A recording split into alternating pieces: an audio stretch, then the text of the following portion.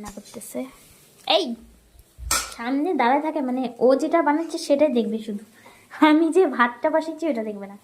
এখানে আমি পনির বানা ফেলাইছি, তারপরে হচ্ছে কি এই যে তারপরে ছিল শাক, তারপরে শাকটা আর আমার রান্না করা হয় নাই। ওই যে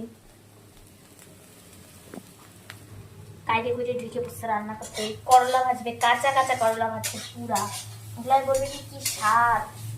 একটুকু ভাজা মানে তেল দাও নাই, কিচ্ছু দাও নাই তুমি। তুমি চুপচাপ খাও না, তেল ছাড়াই খাবো, তেল খাও বেশি ভালো। ভাজতে পারো না, ওইটা তো পারো না, তুমি চুপচাপ থাকো না।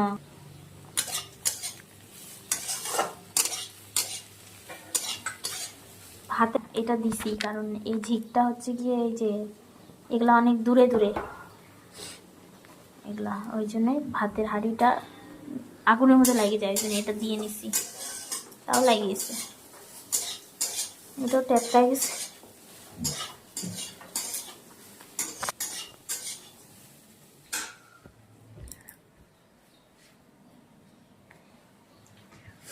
টাটা।